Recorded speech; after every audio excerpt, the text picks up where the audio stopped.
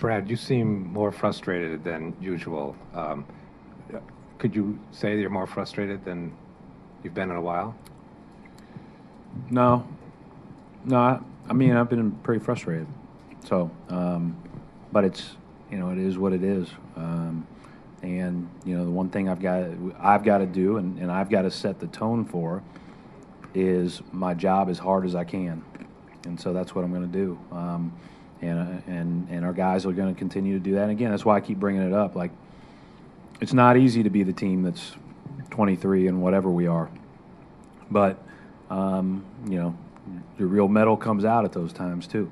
And who you are comes out at those times. And so I want to make sure that, I do my best to lead by example. I am frustrated by the loss. I'm more frustrated by how we played in those other moments. Part 2 of the Garden Report. Let's talk about Brad Stevens, because Brad Stevens was very sad. Sad face, Brad Stevens tonight. A little bit of poutiness. Can you blame him? I can't. And the interesting thing was the way that he kind of acknowledged the defeatedness of the season. He was forced to a little bit. Yeah, but still kept the positivity going. And I feel like Brad Stevens does those things in a pretty authentic way. A lot of guys give the kind of unauthentic, it is what it is, or whatever. And he did say that a few times. I thought Belichick was behind him working the puppet there. Yeah. But, I mean, Jimmy... I don't think Belichick knows how to talk about losing. Exactly. But, I mean, Jimmy, it's a weird situation for or a new situation for Brad Stevens. He's not used to this, and obviously it's worn on him, and we've seen that over the past couple of months. We saw it early on when there was kind of the shock of it. Then he got used to it, and now the chin's a little bit lower than it was before. You got to wonder if he was watching any of the college basketball games this weekend, just watching the Nets get cut and just being like, what was I thinking? But yeah. But in all seriousness, though, we all expected this. I think it's legit, by the way. He expected this. 50 losses, the sixth team in franchise history to get to that milestone, I guess you could call it. But it's obviously tougher. I mean, think about it. You go from, he's already lost more games this season than he ever did at Butler in the 6 years that he coached it. So clearly this is sort of like a shock to the system, I think. But he does seem resigned to the fact that this is the way it's going to be this season. I think he's very hopeful for the offseason and for next season, and he's trying to think about that as much as he can. But yeah, it's tough. I mean, there's only so many ways you can say it, the same thing after every game. We said that. We've been talking about in these videos. What do you think he has to go through? Talking to all these reporters and say the same exact thing, like came up short, playing hard, but we're just not closing out games the way we need to. We're young, we're this, we're that, and it's hard. And I think he said there's 9 games left. How do you get better? I mean, there's 9 games left. Thank God. I mean, he's checking them off one by one, like 3 games left. It's like 2 games left. vacation. Yeah, but I don't think he takes vacation. And it was funny. Tommy Heinsohn said you should just go home, crack open a beer, and just forget about the loss and just move on to the next one. That's not what he's doing. We know Tommy Heinsohn said that. That's not what he's doing. He's probably watching the film this game as we speak right now on the plane and just going over what they can do better tomorrow night. So, yeah. I mean, I don't think Brad Stevens is as sad as he's portrayed to be after a press conference like this. I think he gets asked a lot of leading questions like, how does it feel to be so sad about all the losing? And he has to answer that question. He's really stuck in that position. Yeah. I think Brad Stevens is a smart guy. I think he saw this coming. Mm-hmm. I think when he got offered a contract back on July 4th last year, I don't think he would have signed it without first thinking to himself, well, we're going to lose a lot. I better be prepared for this. Right. It's a big media city, Boston. I'm going to get a lot of questions about this. I better be prepared to answer these questions. He knows his job is safe. He knows he's got a 6-year contract and he's going to be here back, when they're better in a couple of years. Mm-hmm. I think he saw all of this coming because he's not stupid. And I also think that even if he doesn't say it publicly, he's aware of all the tanking talk that's going on. And he's aware that he wants Joel Embiid for next year. I mean, he knows these things. He the same way that we think about them, he thinks about them too. He just doesn't want to say it publicly.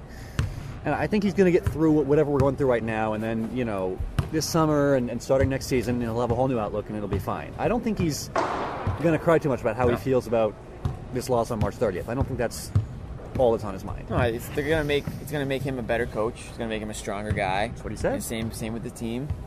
The quote is, "Tough times never last. Tough people do." Ooh, that's good. Brad Stevens is a tough person, so I think they're going to get through this season. And if we're talking about a 50-loss season next year, then we might have problems. But this year, that was expected. So I'm still blown away by that quote. That's a great quote. Philosophical. From It's actually the lead to my article. Plugging it right now. But. All right. Well, we're doing visual articles here today. All right. Let's do boxing ball. I'll kick it off. So the assists from Joakim Noah are just mind blowing. That's my stat of the night. Jimmy, what's yours? How many assists was it? I didn't hear you. 13. Oh, 13. Oh, okay. Did he actually give the stat? Did he not give the stat? I don't think he gave us a number. Wow. On boxing out, you didn't even give the number. You should give a number. That's why I don't lead boxing out. Yeah. Stick to the script next time, bro. My stat. Call me bro. Yeah. He just called you bro. I just broed you out, bro. 87 field goal attempts for the Celtics and 70 for the Bulls. That's cool, a difference of 17, bro. Cool, bro. Just thought that was interesting. The number of That is interesting. Yeah. That's cool, bro. It's almost like the Bulls made a higher percentage of them or something. So, Celtics basically said, you know what, quantity over quality tonight, baby. We're just going to start hucking shots and hope they go in. It's exactly what they've been doing for the last 3 months, basically. Yeah. All right, my stat, 14 shots for DJ Augustine. He only took 14 shots, and he finished with 33 points. That is called efficiency, boys and girls. Very efficient night for DJ Augustine. Got to the line 10 times, made all 10 free throws. That's part of what it was for him. Just a really good night for Augustine. And that will bring us to Baller of the Night. Oh, DJ Augustine. Look at that segue. Wow. Yeah, DJ Augustine. I just segued you, bro. Did you steal my hosting duties? Yep. I think I'm you did. a commentator now. Yep. Yeah. You know what? You can probably just head out. See you guys. Yeah, Augustine was great, so he's my baller. Cool.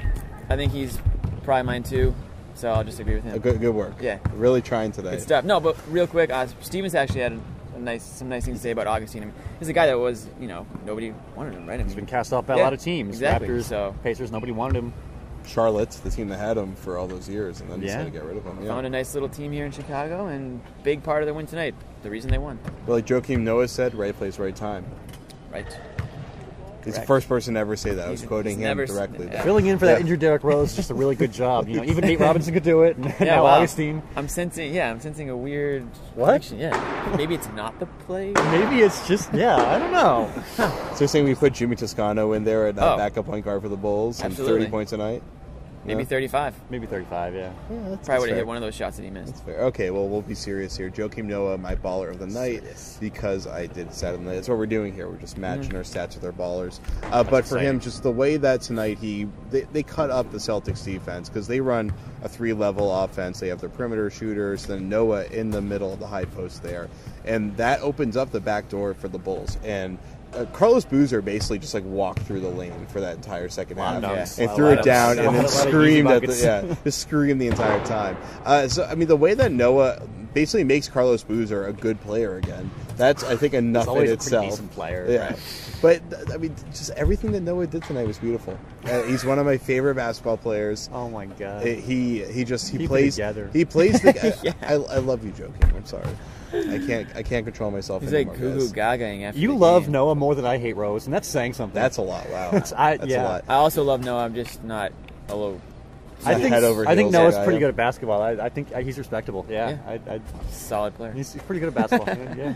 All right, well, that's it. He's pretty good at basketball. We're pretty good at doing post-game shows. Are you We're pretty bad at gonna this. mention tomorrow's guest commentator on the Celtics? Who you work for CSN, and maybe you can tell us who it is. And you are the host. So your you coworker, kind of stole my Rajon host chair. Rondo. So tomorrow, Rajon Rondo is going to be sort of a coworker of mine.